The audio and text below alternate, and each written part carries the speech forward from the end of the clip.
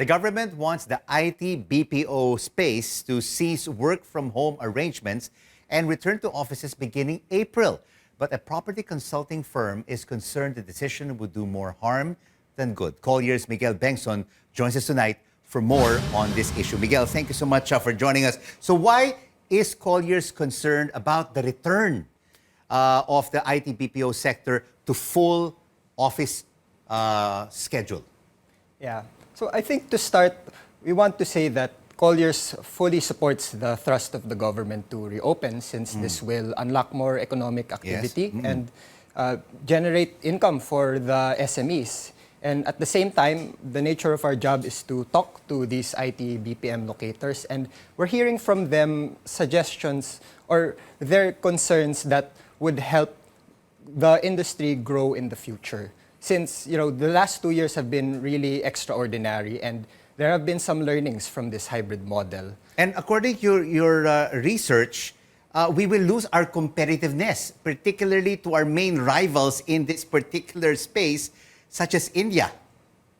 Yeah. So going back to my point on the future of work in general.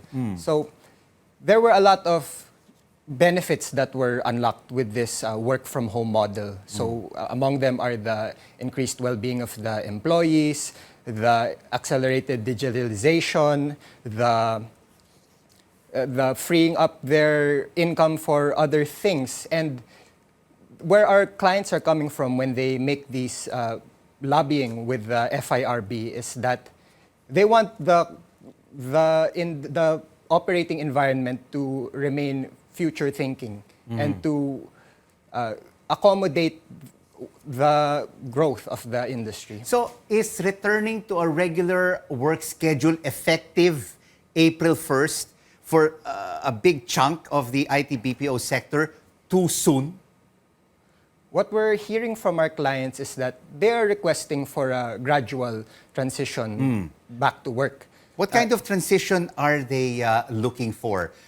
If not April 1st, how long a transition from work from home to a regular office work schedule? There was an initial request to the FIRB a few weeks back to extend the work from home allowance to September of this year. And the initial decision of the FIRB was to remain firm on the April 1 back to office. So what's being lobbied now is well, there are various proposals right now. So it could be a 40 to 60 work from home, work in office split. There are some that are 50 to 50. But the general consensus of the occupiers is to allow for a gradual transition.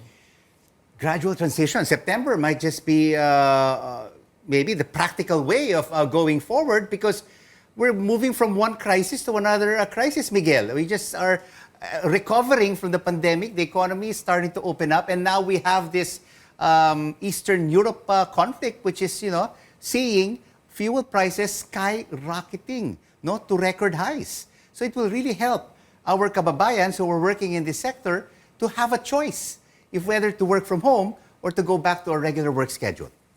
Yes, those are very valid concerns of the employees from the IT BPM industry, since now with the high fuel prices, they have to if they were to go back to regular office, of course, they'd have to spend more on gas, on transportation, and other incidental expenses. So the plea really is to, help allow for a smooth transition. And during this smooth transition, Miguel, are some of your clients also particularly looking at maybe hybrid work, 3 days at home, 3 days in a regular office schedule? Or are they looking at least that gradual transition maybe until maybe June or September, still full-time working from home?